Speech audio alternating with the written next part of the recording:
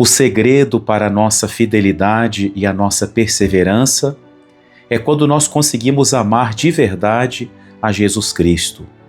Hoje, quinta-feira da sexta semana da Páscoa, nós celebramos a festa do apóstolo São Matias.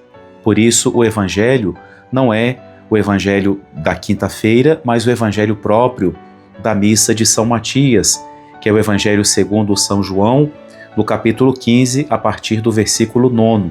Em realidade, é a mesma passagem que estamos ouvindo nesses dias. Mas a passagem do Evangelho de hoje, ela nos convida a refletir sobre a vocação, sobre a história de São Matias. Jesus hoje diz assim: assim como o Pai me amou, também eu vos amei. Portanto, o amor que Jesus tem por nós é um amor como o que o Pai tem por ele. O amor do Pai por Jesus é o Espírito Santo. O amor de Jesus pelo Pai é o Espírito Santo. E, portanto, é com o Espírito Santo, é no Espírito Santo que Jesus nos ama. E Jesus nos diz: permanecei no meu amor.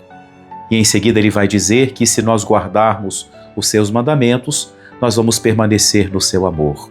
Jesus assim nos ensina que não basta amá-lo, não basta fazer uma ou outra ação de acordo com aquilo que ele pede de nós, mas ele deseja que nós permaneçamos no seu amor, nos momentos felizes, nos momentos em que as coisas vão bem, mas também nos momentos difíceis, nos momentos de sofrimento, nos momentos de tentação.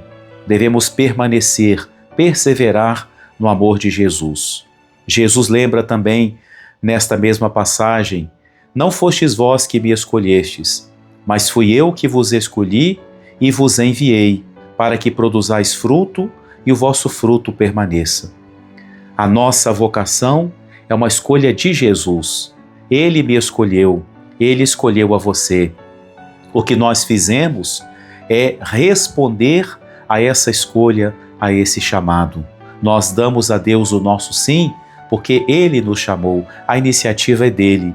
Ele nos amou primeiro e por isso Ele nos escolheu. A nossa escolha da parte de Deus, da parte de Jesus, é uma escolha de amor. Esse Evangelho nos ajuda muito a refletir sobre São Matias.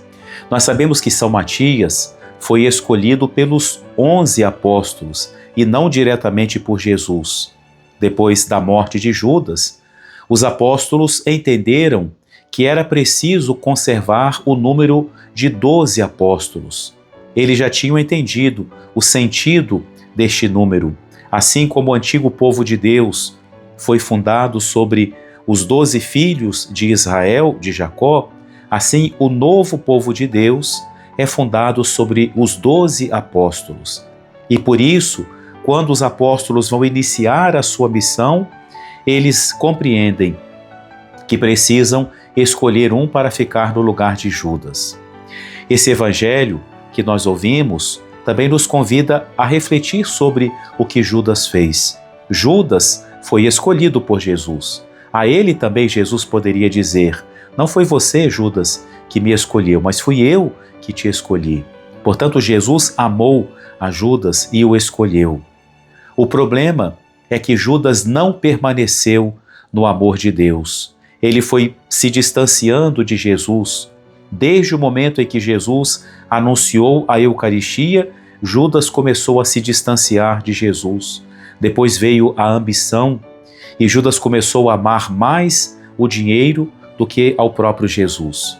Mas não foi com a ambição que começou a ruína de Judas, mas foi porque ele não permaneceu no amor de Jesus e por isso seu coração foi esfriando. Judas, portanto, abandona o número dos 12 e talvez poderia vir aquele pensamento: já que Judas foi infiel, é melhor não chamar mais ninguém para não corrermos o risco de termos um novo traidor. Não, não é assim que funciona. Não é porque uma pessoa errou que eu vou desanimar. Quantas pessoas, às vezes, olhando para a igreja, para as pessoas da igreja, para os padres, para os ministros de Deus, e ao verem um comportamento não adequado, pensam assim: eu não quero mais ficar na igreja porque eu estou vendo este erro. Não pense assim. Pense na sua fidelidade, naquilo que você pode fazer por Deus. E pense também no grande número de pessoas que perseveram, que permanecem no amor de Deus. Se um apóstolo foi traidor, os outros 11, mesmo com suas fraquezas, não se afastaram de Jesus. E por isso vão continuar a missão de Jesus. E os apóstolos então decidem escolher alguém para ficar no lugar de Judas. E qual o critério que eles usaram? Alguém que fosse muito sábio, que conhecesse bem a palavra de Deus? Não. O critério foi alguém que tivesse convivido com Jesus. Porque os apóstolos tinham essa missão de serem as testemunhas. Eles conviveram com Jesus, eles andaram com Jesus.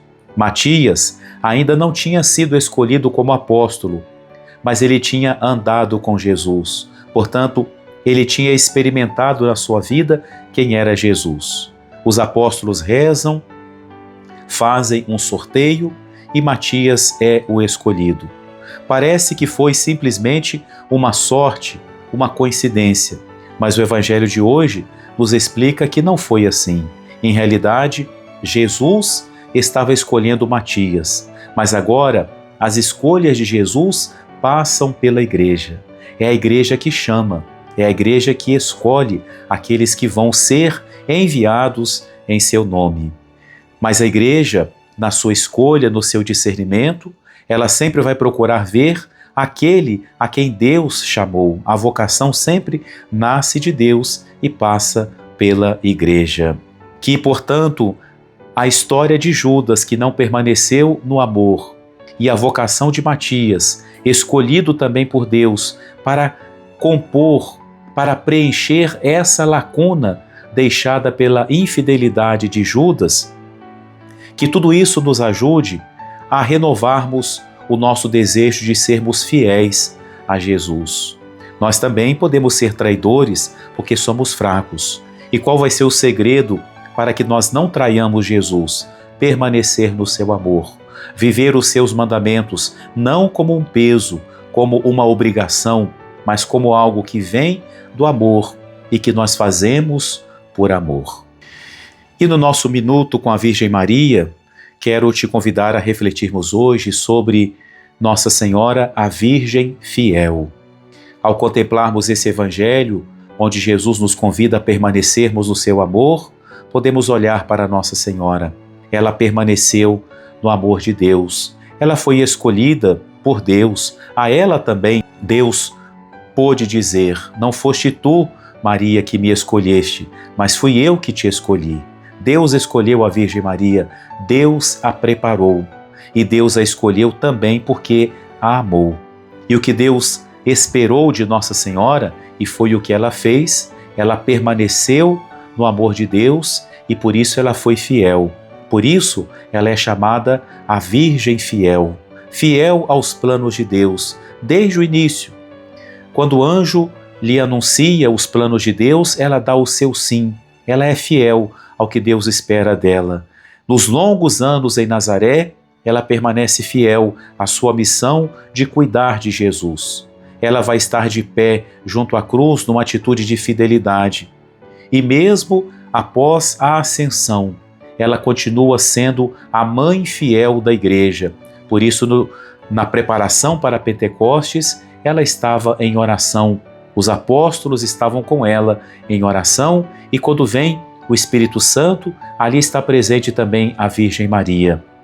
Que Nossa Senhora, que conhece muito bem as nossas fraquezas, conhece muito bem tantos perigos que nós enfrentamos em nossa vida, que ela nos alcance de Deus a graça da fidelidade, que ela nos ensine a permanecermos no amor de Deus, para assim sermos sempre fiéis à vontade de Deus em nossa vida. Abençoe-vos o Deus Todo-Poderoso, Pai, Filho e Espírito Santo.